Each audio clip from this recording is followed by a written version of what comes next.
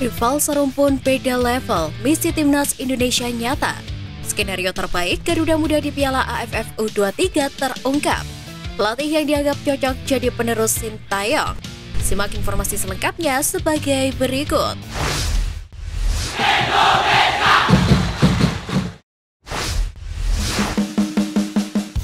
Tergabung di grup muda, skenario terbaik Garuda Muda di Piala AFF U23 terungkap.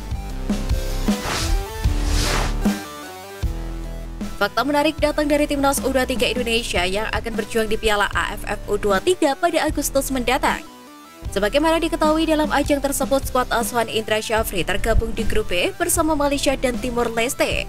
Sedangkan di grup A ada Thailand, Kamboja, Brunei, dan Myanmar. Sementara di grup C ada Vietnam, Filipina, dan Laos. Drawing tersebut membuat peluang Garuda Muda lolos ke babak semifinal terbuka lebar. Asalnya praktis hanya Malaysia yang bisa dikatakan lawan berat, di mana kedua tim memiliki rivalitas tinggi dan gengsi tinggi dalam setiap pertandingan. Dalam dua laga terakhir timnas Indonesia versus Malaysia sendiri, keduanya sama-sama mengantongi satu kemenangan dengan skor 2-0 pada 19 November 2019. Kemudian di pertandingan terakhir timnas Indonesia yang unggul dengan skor 4-1 di Piala AFF. Sedangkan dari statistik pertandingan di 10 laga terakhir, timnas Indonesia mengantongi 5 kemenangan atas Malaysia. Sementara itu, sang rival Malaysia berhasil menang 4 kali dan 1 kali hasil seri. Dari hasil ini, timnas Indonesia unggul tipis dari Harimau Malaya.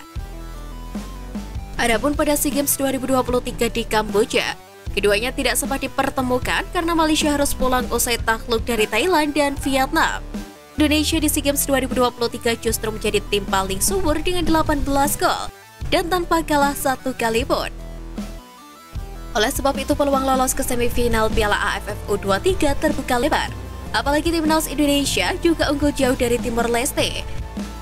Dari statistik pertandingan kedua tim, timnas Indonesia menang dalam 4 kali pertemuan termasuk di SEA Games 2023 dengan kemenangan telak atas Timor Leste.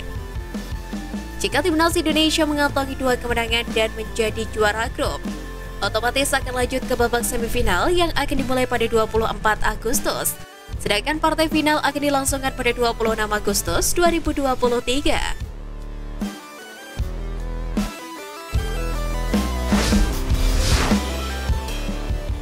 Pelatih yang dianggap cocok jadi penerus Sintayong.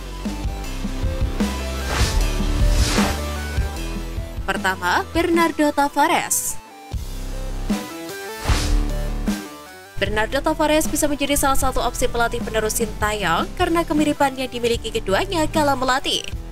Pelatih PSM Makassar itu identik dengan pemain muda dan gemar mengembangkan pemain muda sama halnya seperti Sintayong. Terkait taktik, pelatih asal Portugal itu terbilang fleksibel dan berpatokan pada hasil, sehingga dia diyakini bisa meneruskan kursi kepelatihan Sintayong sehingga membawa timnas Indonesia berprestasi.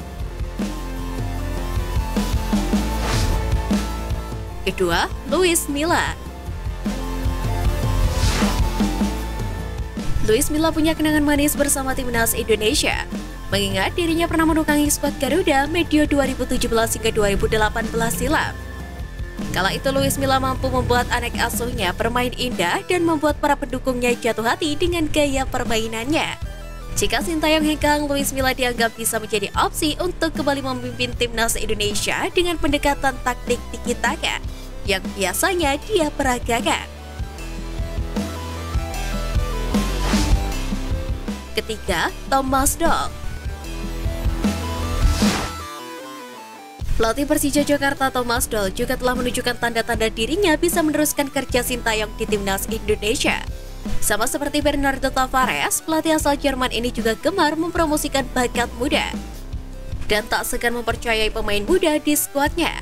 Hal serupa yang dilakukan Sintayong. Untuk persoalan taktik, Thomas Doll telah membuktikan diri membawa Persija menjadi salah satu tim terbaik dengan gaya bermain yang elegan dan menjadi tim tersolid dalam bertahan.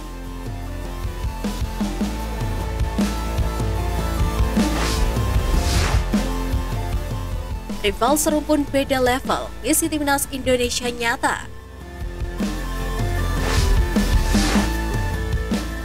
Perbedaan level lawan timnas Indonesia dan Malaysia menjadi perbincangan publik jelang FIFA Matchday Juni.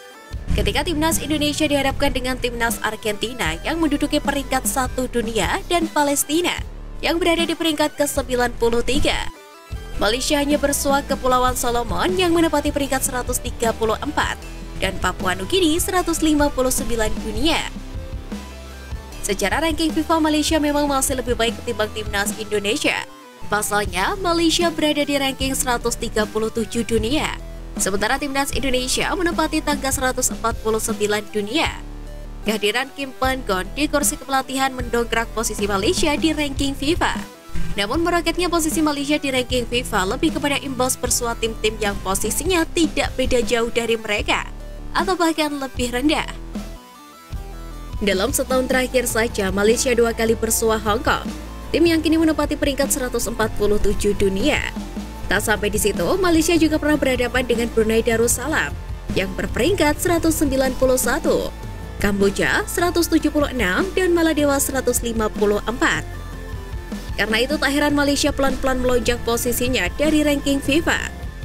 Alasan Federasi Sepak Bola Malaysia memilih Kepulauan Solomon dan Papua Nugini di FIFA Matchday Juni 2023 juga karena misi mereka untuk mendongkrak posisi di ranking FIFA.